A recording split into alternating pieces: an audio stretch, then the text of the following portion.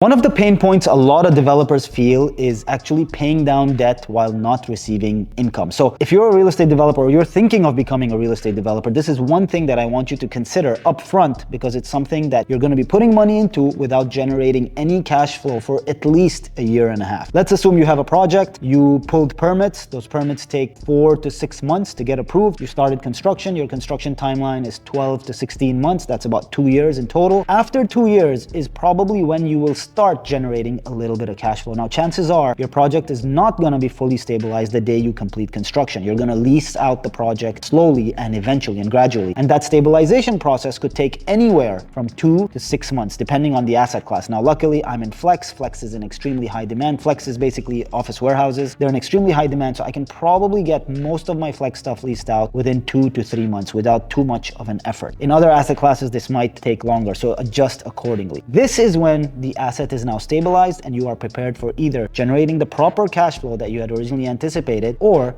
selling the asset and making that big dollar amount as a return. Now, I personally like to sell my assets once they're done complete because I like to repeat the cycle over and over again and force appreciate my net worth. A lot of other people, depending on how old they are, would want to hold on to some of these assets for cash flow.